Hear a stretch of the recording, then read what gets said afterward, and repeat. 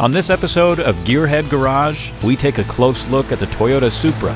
What makes it fast, what makes it beautiful, and what makes it legendary. It's all one part of a big painting, multifaceted. They're always a work in progress. When you get so deep into this stuff, your life kind of revolves around it.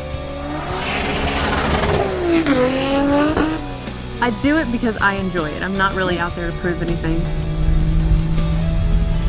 Most everyone likes to have a creative outlet and make something and feel some satisfaction out of seeing something come together.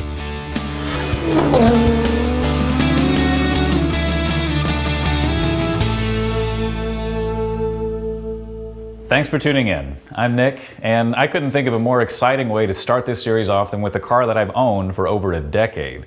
The Supra ignited my passion for the tuner culture and has now been the inspiration for Gearhead Garage. In this episode, we get to take a really close look at an 850 horsepower Mark III Supra. We get to talk to some of the guys from one of the most prominent Supra shops in the nation, and we get to take a sneak peek of what they've got going on in their garage. As for what me and my buddy Jason are doing in this garage, I've got a lot of big plans for my Supra, and the first step is relocating the battery. So, while we do that, why don't you go ahead and have a look. What's going on, man? Hey Nick, how are you? Good, Zach. How you doing? Good to see you. Good to see you as well. My name is Zach Denney. I own ECUMaster USA.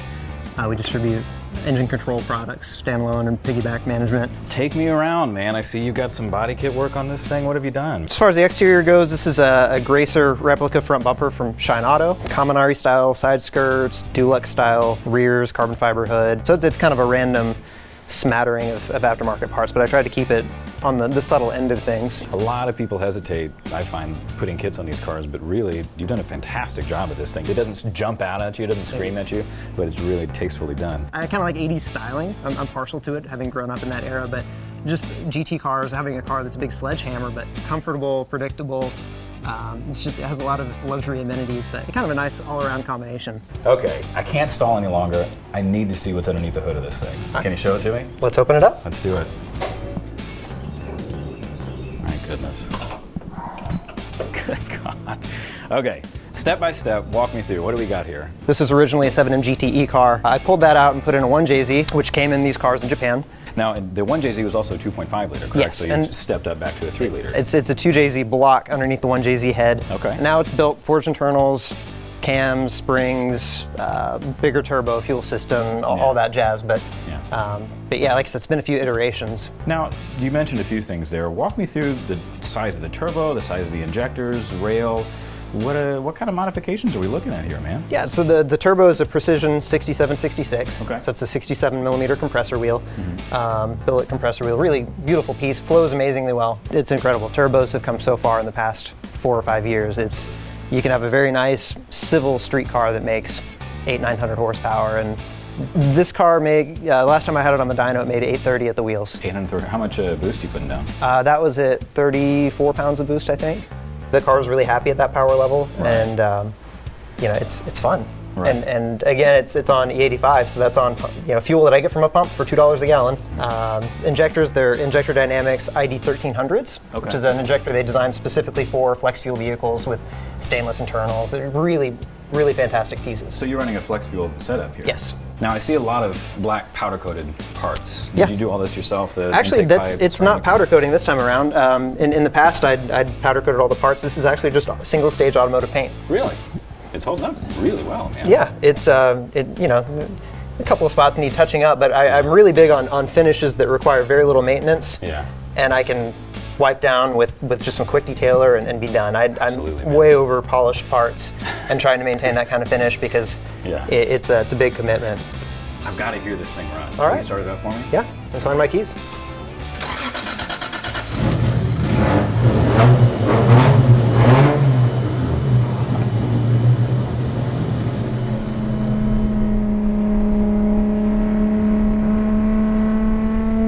The car right now is getting really close to my ideal vision of what I wanted it to be in terms of power and just being nice to drive and something I'm not afraid to go out and put miles on, but still something that's unique and enjoyable.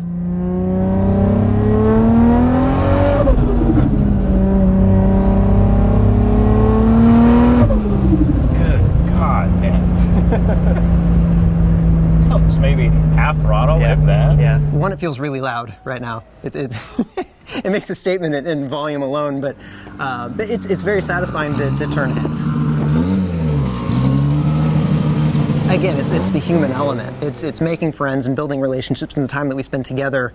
Even if we just meet up and park our cars and go hang out and chat about other things, it's the connections you build with it. Luckily, I kind of fell into a decent first car that was able to grow as my skills grew, and still it's interesting and fun and it's nice. I agree with that. With this platform, it was the same thing. It was my Mark III Supra was my first car, so I had all of my failures with that car and some of my successes with that car. Yep. I think most car guys agree that some cars never get finished. Some do. You have a vision from the beginning and you execute it and you're done. But this one, I think will always change out something or other.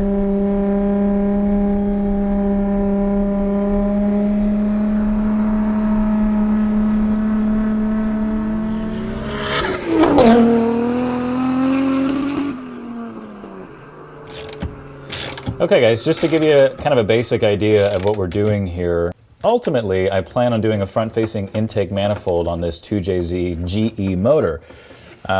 What that entails though is I'll need the space that was taken up originally by the battery. So what we've done is taken the battery and we're going to move it back here in the trunk. In order to do that, we need to find a really good mounting spot for it. So the place that we found is actually right above the gas tank. Now, in order to properly mount this thing, we needed to drop the gas tank down just a little bit to make sure that the bolts didn't go directly into the gas tank or interfere with any sort of fuel lines or anything like that. Once we get done with that, we're going to take the cable, run it underneath these trim pieces, through the car, under the carpet, into the grommet where the ECU harness goes through to the engine bay. And we'll make essentially one power junction in there, and we'll use a lot of heat shrink. We'll basically make sure it's really weather tight, so no moisture or anything like that's going to get inside. My mom was an artist when I was growing up. This is very cliche, but it's artwork to me. I'm never a good artist. I can never paint or anything like that, but I can sure put a motor together. A monster or an animal you can take down the track and just basically destroy anything out there. I got together with my husband. I was out there with him. I fell in love with automobiles. Same time I fell in love with him. It was awesome. It's been really satisfying to me to see him grow up as a young kid and turn into a young man and become the tuner and the installer that he is. He enjoys this hobby, I think, even more than I do. Oh, dude. Everything changes. My fiance I met from cars. For me, it's not. I'm not emotionally attached to the hunk of metal, but everything that it represents. I don't know. I mean, just recently. I mean, yesterday I went to Cars and Coffee with my dad. My parents have lived in Pennsylvania for the past 7 years, and to be able to take my dad with me, who introduced me to cars as a kid. And again, it's the human element. It's making friends and building relationships in the time that we spend together.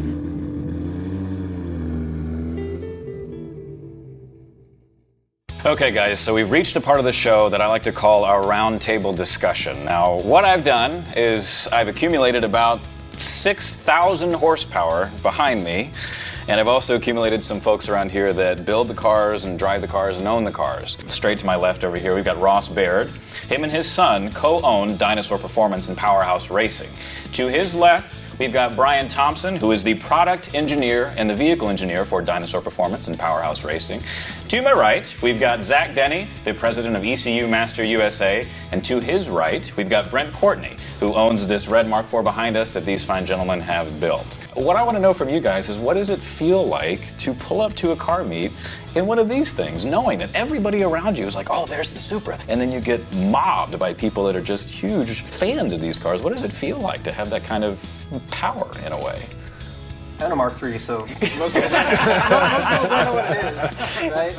I don't know that now what you get when you pull up in a Mark IV Supra is quite the same as it was 10 years ago. Now it's more of the classic line, not to say like a Camaro or something, but a little bit more exotic classic. Until you pop the hood on one of these things, and then everything changes. Right. Now, behind us, the lowest amount of power is around 830 horsepower, right? Yeah. So there are some people that I know that are friends of mine that would say all you really need is 400 horsepower.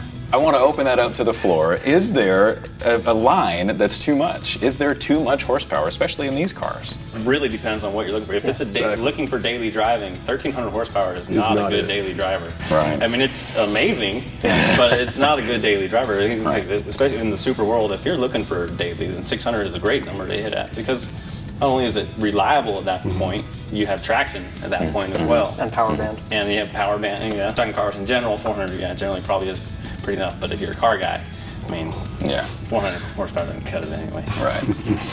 Is there something about its personality? Is there something about the way that the car drives that makes it so desirable, that makes it this legend that it is? I know a lot of people that feel like the Supra is really overhyped. Right. And those aren't people who've owned one or driven one or spent some time with it. I know some people don't like the headlights. They think they're too big for the car. But really, the styling of the car with compound curves everywhere, like he said, the cockpit style interior, you feel completely wrapped around like a fighter jet.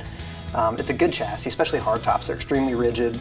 With a smallish turbo, they're punchy, they're hilarious, they're pretty manageable in terms of power delivery. But it's a car that encourages you to do more. There's something unique about the 2JZ motor. It's completely different sounding than any other motor out there, especially when attached to a turbo. It's a Supra sound. You know when you hear a Supra spool and unique. You hear that the wastegate's open and you hear it going like that. So I think the sound of the car itself is a big thing that has that uniqueness. They've been outclassing everything else in their same category for a decade, more than a decade. Right. It's just the performance is just unbelievable for what it does. Supra's basically invented roll racing too, right? And they're so good at it. You get so much area under the curve. You get a blower car with the same peak number, and the Supra makes more power everywhere else. So they've always kind of outpunched their weight. What does it feel like to have somebody come to you and you can deliver their dream car? You are the creators, in a way. Does it feel special when you get handed the keys to these things? Yeah, I think sometimes it feels pretty special. Sometimes it feels daunting. So sometimes someone's dream is an internet dream that they've seen somebody else doing. Well, it's not a reality. Yeah, I'm on the just the parts side of it now, but certainly, and I worked with Brian for a few years at a shop that did exclusively Supras, and hearing those stories that say, hey, thanks, that was better than I expected, or it helped me do this, that certainly is a lot of satisfaction. Is there anything that happened in your young life that was like, that's the car I want to own, or that's the kind of work that I want to do? Is there anything that comes to mind? So back in 2001, classic movie came out. Some people will admit it, some people won't, but I will. I don't mind before then. The Fast and the Furious came out. Right. Always liked the car, liked the whole single turbo. So I kind of took me several years to actually own one, had the funds to buy one, and then eventually mod it and build it up to where it is now. And now I actually have several of them in the garage, some low miles, and then this one. So what about the car made you want? What in the movie? Was it the Ferrari scene? It could have been, actually, man. More than you can afford, pal. Now, what about you guys? I mean, you have a very unique take on this, because not only do you own them, but you work on them. You have a shop that's essentially dedicated to creating, I'll say generally high horsepower vehicles, but a large focus of which are Supras. Is there anything that made you, a few years back, say this is what I want to do? Well, my son was the one that kept talking about a Toyota Supra, and I hate to admit it, but 2002, I didn't even know what they were. Yeah. I came back from the muscle cars, and that was always my favorite, and I was thinking, you gotta be kidding. But I was at a car auction, and there was one parked out in the parking lot. And I said, so that's what a Supra is. And I looked inside of it and said, man, these things are really nice. So I finally found one that was for sale in Chicago, and I drove up to Chicago and bought that car. Brought it back home, put it in my garage, showed it to my son. He thought that was really cool. Yeah. And next thing you know, he said, there's a place called Powerhouse Racing that does a lot of modifications on those cars. You should take it to them. And that got me started ever since then. I was not a car guy until I was about 17 years old. And all my friends all of a sudden were into these cars, and especially sport compacts in particular. So they would get these magazines out, and they were all into it. So, okay, well, why don't I get into it? But I just took it to a whole other level. But I had a friend come in, and he had a Supra with a single turbo, and I've been working at the performance shop, and I hadn't seen a whole lot of single turbo Supras, so I was impressed that he came in and he made some fairly good dyno numbers. But what was more important about that than the car, we just became friends kind of instantly. And later on, a few years later on, he had been modifying Supras for a long time, and he had moved to Texas. And he called me up and asked if I wanted to come and work on Supras with him, and that's how I ended up being into the Supras. That was probably 8 years ago. Now, with this, is there anything that any of you guys would say, having been in this business or having been doing this for a number of years, to 20, 30, 40-something-year-old person that wants to get in this and start picking up a toolbox and starts modifying something? Is there anything that you would want to impart to them? I'll say this, there's a lot to be said for working on a car that can't get any worse, right? Right. And some of the cars that I drove first, there was almost nothing I could do to make it worse. There's so much cool stuff on Craigslist. You can get a neat project for $1,000, and if it breaks, it's probably still worth $1,000. So there are all kinds of ways to get into the hobby without making it scary or putting yourself at risk of not being able to get to work.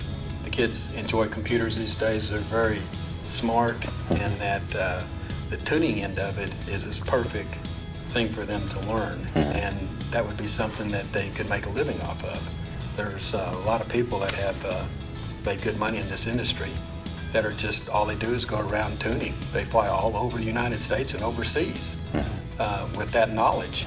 If you want to start modifying cars, don't have it be your primary car, especially if you're a beginner at this thing. You need a second car to modify. I mean, that's one thing I learned. I mean, I can't tell you why. I mean, I've been walking my entire life. So, I mean, I walked a lot more when I was in high school and college because my car was always down, and that was my only means of transportation. So to wrap it all up, we've got don't have it be your primary car. If at all possible, have another way to get to and from work or school or whatever it is. Don't be afraid. Start cheap and start with the small things and build up, right? I agree. I want to say thank you to you guys for being a part of this. This has exceeded any sort of expectation and any sort of wildest dream I could have had for this. Thank you guys so much for being a part of it. Thank you. Thank you. Thank you, man.